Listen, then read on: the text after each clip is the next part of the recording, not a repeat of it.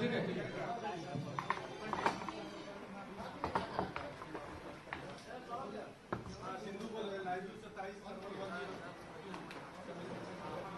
शुरू करें? कनेक्ट हो रहा है, कनेक्ट हो रहा है। सबने बंद कर दिया। ठीक। हाँ हाँ बताइए। कनेक्ट कर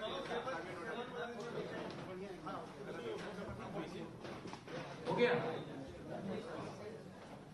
हम सबके बीच भारत सरकार के वरिष्ठ मंत्री आदरणीय रविशंकर प्रसाद जी हैं, जो हम सबको ब्रीफ करेंगे वार्ता में। हमारे साथ मीडिया प्रभारी अशोक भट्ट जी हैं और राजीव रंजन जी हैं। मैं आग्रह करता हूं आदरणीय मंत्री जी से कि आप सबको संबोधित करें। इससे बोलना।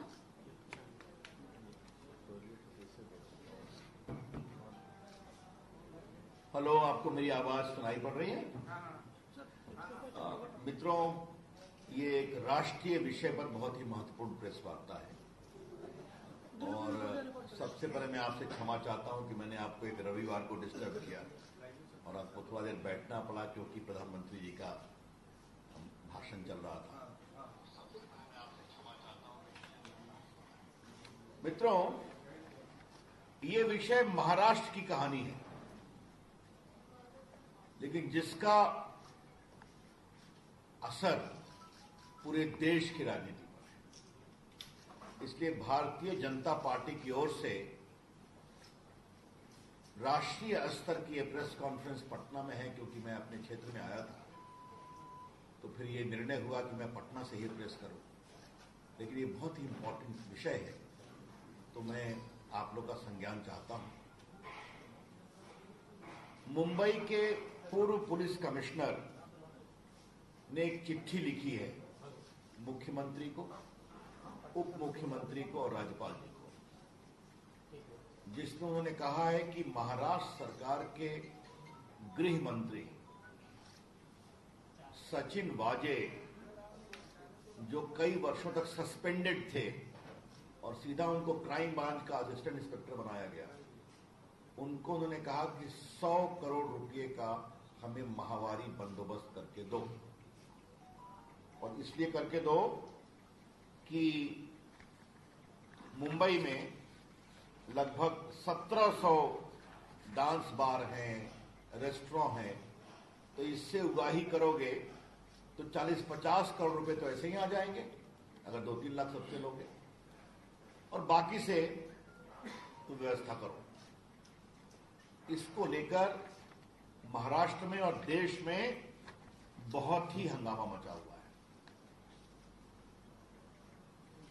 आज मैं बीजेपी ऑल इंडिया की स्तर से कुछ बहुत महत्वपूर्ण विषय उठाने जा रहा हूं। पहली बात यह बताएं कि सचिन वाजे सस्पेंडेड था। ये बहुत उनके खिलाफ आरोप है एक्सटॉर्शन के, बाकी सबसे अलग विषय। वर्षों तक वो सस्पेंडेड था। उसको कोरोना में अपॉइंट कराया गया वर्षों के बाद, और कहा गया कि क्योंकि कोरोना में पुलिस वाले बीमार पड़ रहे हैं इसलिए इनको लिया जा रहा है। बीजेपी की ओर से पहला सवाल यह है कि उनकी नियुक्ति किसके दबाव में की गई? Under whose pressure this Sachin Vaje, who is supposed to extort money, was reinstated? या शिवसेना का दबाव था, मुख्यमंत्री का दबाव था, या शरद पवार का भी दबाव था? यह हम पहली बात जानना चाहते हैं। बीजेपी का यह सवाल इसलिए भी जरूरी है कि सदन के अंदर और सदन के बाहर सचिन वाजे के रोल को डिफेंड किया गया। आपने सुना होगा, both the chief minister, their party organ Saamana and other NCP leaders have defended the appointment of Sachin Waze. तो जिस व्यक्ति को वहां का होम मिनिस्टर कह रहा है कि तुम्हें 100 करोड़ की वसूली करानी है, जिसका रिकॉर्ड बहुत ही गड़बड़ है, जो वर्षों तक सस्पेंडेड में रहा, 2008 से शिवसेना का मेंबर है, उसको क्यों रिइंस्टेट किया गया? तो बहुत बड़ा दबाव होगा ना। ये मुझे पहला सवाल करना है। दूसरा सवाल करना है, थोड़े आज मैं चुभते हुए सवाल उठा रहा हूं। The second question I would like to ask is on behalf of BJP, what is the role of Sharad Pawar? Sharad Pawar ji वरिष्ठ नेता हैं, लेकिन उनकी भूमिका पर भी बहुत गंभीर संदेह उठ रहे हैं। परमवीर ने, एक्स पुलिस कमिश्नर ने कहा है कि मैं शरद पवार को भी ब्रीफ करता था। क्या ब्रीफिंग होती थी? शरद पवार तो सरकार के अंग नहीं है, आपको मालूम है। शरद पवार ठीक है, बड़े नेता हैं, लेकिन वो कोई गवर्नमेंट के पार्ट नहीं है। तो एक पुलिस कमिश्नर उनको ब्रीफ कर रहा था, और ये भी ब्रीफ किया कि पैसे मांगे जा रहे हैं। तो शरद पवार इतने बड़े नेता, उन्होंने कार्रवाई क्या की, आपको मालूम है ना? 100 करोड़ रुपए का उगाही करना एक्सटॉर्शन होता है। एक्सटॉर्शन एक अपराध है। Extortion is an offence. तो अगर शरद पवार को वो ब्रीफ कर रहे हैं तो दो सवाल उठते हैं। पहला सवाल, किस कैपेसिटी में ब्रीफ कर रहे हैं शरद पवार को, जो कि सरकार के पार्ट नहीं है? और दूसरा, अगर इतने गंभीर आरोप के बारे में ब्रीफ कर रहे हैं तो शरद पवार जी ने अपने स्तर पर क्या कार्रवाई की इसको रोकने की, इस अपराध की छानबीन की? The conspicuous silence of Sharad Pawar after being briefed by the former police commissioner raises a lot of questions. Sharad Pawar की खामोशी बहुत गंभीर सवाल उठाती है। परमवीर पुलिस कमिश्नर रहे। मुंबई एक महत्वपूर्ण स्थान है। उन्होंने उद्धव ठाकरे को चिट्ठी लिखी और यह भी कहा कि हम उनको भी बता रहे थे। उद्धव ठाकरे की शांति क्या कहती है? वो मुख्यमंत्री है ना। और उद्धव ठाकरे की खामोशी और सदन के अंदर विधानसभा और विधानसभा के बाहर उनका सचिन वाजे को डिफेंड करना, ये और गंभीर सवाल उठाता है।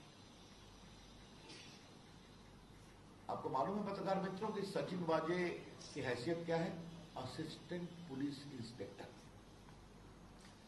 जिसको क्राइम सीआईडी का इंचार्ज दिया गया। ये भी अपने आप में आश्चर्य है। मतलब एक असिस्टेंट पुलिस इंस्पेक्टर की इतनी कुबत है कि उसको एक तरफ सीएम डिफेंड करता है सदन के अंदर, और होम मिनिस्टर कहता है कि तुम 100 करोड़ रुपया हमें उगाही करके दो। It's indeed a very very serious matter. But a simple assistant inspector of police is sought to be defended by the chief minister inside the house and outside. Normally who does it? The SP? The DSP? The chief minister is defending an assistant police inspector, and the home minister is asking him, please extort 100 crore for me every month. ये विषय बहुत ही गंभीर है, और जिनकी मैंने चर्चा की है इसकी बहुत ही ईमानदार गंभीर जांच जरूरी है।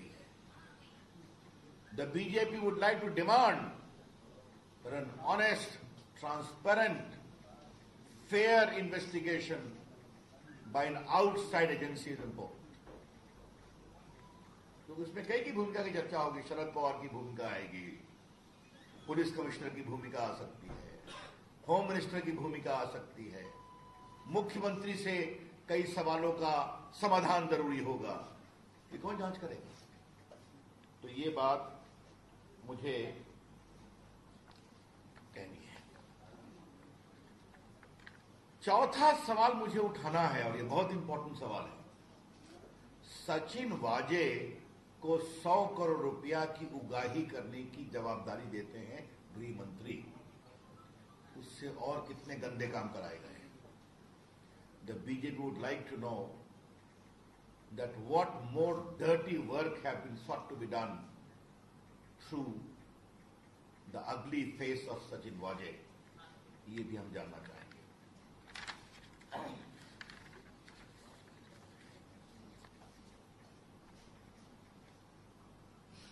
ये बात मैं इसलिए कह रहा हूं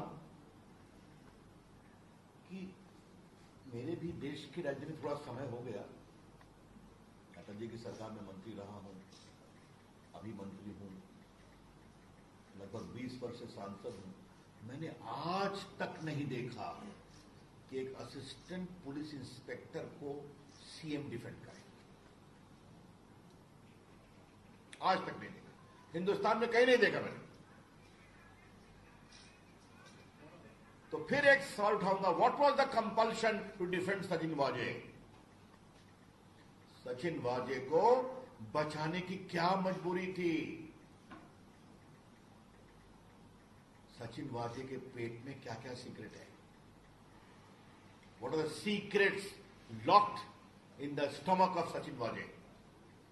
ये हम जरूर जानना चाहेंगे।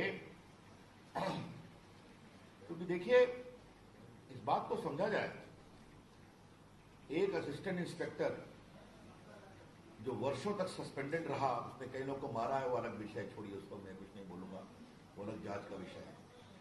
2008 में वो शिवसेना में आता है, 8 या 9 में। कोरोना में उसको रीइंस्टेट करते हैं और उससे गलत कामों की श्रृंखला शुरू होती है। This conspiracy is wide spread. ये पूरा षड्यंत्र बहुत वाइड स्प्रेड है, ये मैं आपसे कहना चाहता हूं।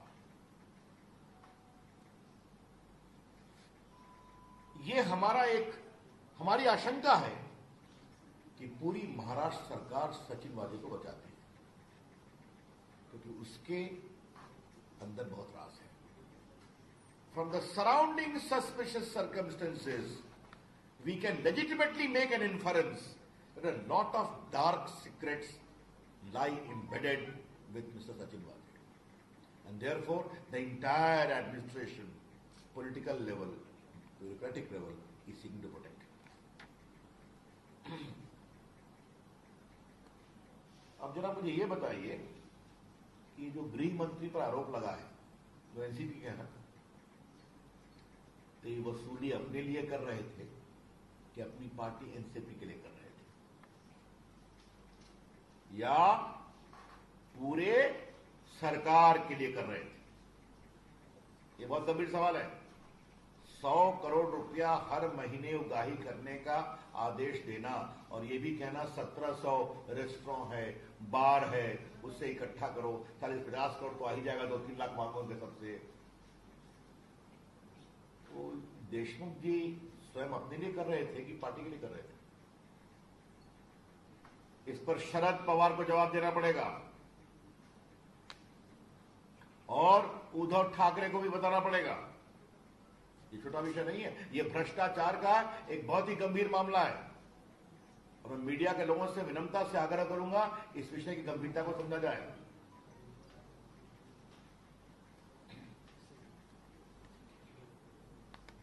इससे एक और बड़ा गंभीर सवाल उठता है। 100 करोड़ टारगेट था मुंबई से, तो कृपया करके उद्धव ठाकरे, शरद पवार जी बताएं कि पूरे महाराष्ट्र का टारगेट क्या था? You know, Maharashtra is a affluent state of the country, जहां नागपुर है, जहां मुंबई है, जहां पुणे है, जहां जलगांव है। मुझे बताने की जरूरत नहीं वहां कितना अधिक ट्रेड, इंडस्ट्री, कॉमर्स होता है। तो अगर 100 करोड़ का टारगेट खाली मुंबई का है, तो पूरे महाराष्ट्र का टारगेट क्या था? यह भी देश को बताना जरूरी है।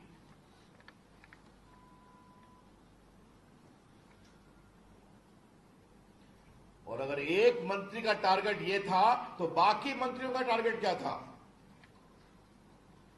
If this is the target by the home minister, then what was the target by the other ministers? ये लूट की पराकाष्ठा है। एक शब्द, ये करप्शन नहीं है, इसे कहते हैं ऑपरेशन लूट। सरकारी तंत्र का दुरुपयोग करो और जनता के पैसे लूटो, ये उसका टेक्स्ट बुक केस है।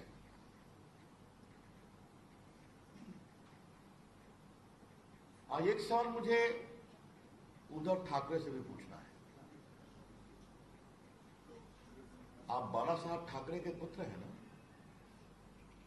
जिन्होंने जय महाराष्ट्र बताया था, और मैं उनकी बड़ी इज्जत करता हूं, संघर्ष के आदमी थे। एक तो आपने बेईमानी की सरकार बनाई सिर्फ कुर्सी के लिए, तो अपने पिताजी के गरिमा पर क्या चोट पहुंचा रहे हैं आप? जय महाराष्ट्र जहां आप मुख्यमंत्री हैं, वहां करोड़ रुपए की लूट हो रही है। यह सवाल सिर्फ अनिल देशमुख गृह मंत्री के इस्तीफे का नहीं है। उद्धव ठाकरे की सरकार अपना पूरा नैतिक अधिकार शासन करने का खो चुकी है। The BJP would like to emphasize that this is not a case of simple Anil Deshmukh, the Home Minister, but all the questions which I have raised based upon evidence alleged by the Police Commissioner. It is a textbook case where Mr. Uddhav Thackeray's government has lost the moral authority to govern and remain in office even for a day.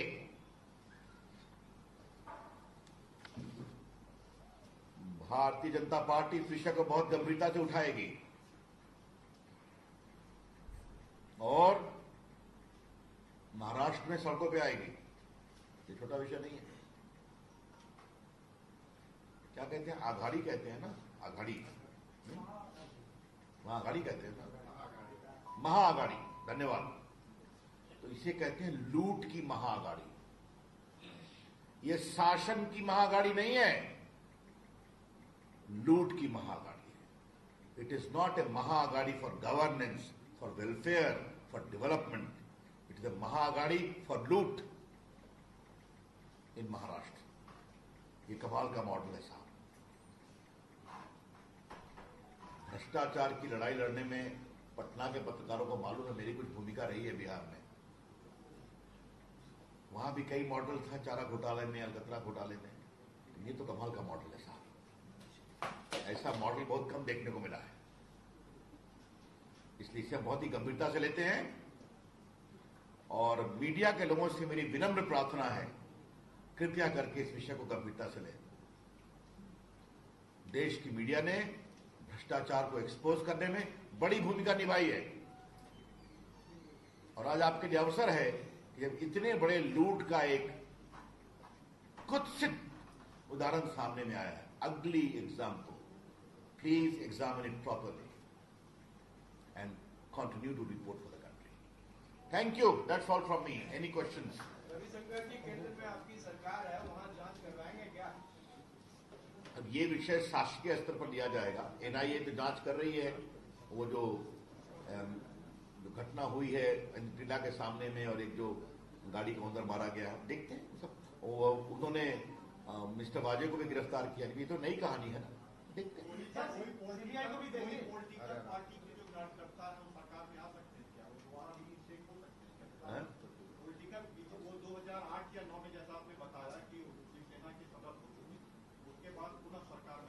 ये सरकार, ये सवाल आप मुझसे मत पूछिए। ऐसा है, सिंपल सी बात है। अब लीगली वो नहीं आ सकते, वो दिखा देंगे कोई इस्तीफा दे दिया उन्होंने समझौने से, उधर रिकॉर्ड भी बना सकते हैं। लेकिन ये तो अपने आप में बड़ा अजूबा है ना कि कोरोना काल में क्योंकि पुलिस वालों की कमी है, इसके उनको बना दिया और बना करके असिस्टेंट इंस्पेक्टर को सीधा पूरा क्राइम का इंचार्ज बना दिया मुंबई में। और बाकी उनकी कहानी तो मैं बता ही चुका हूँ।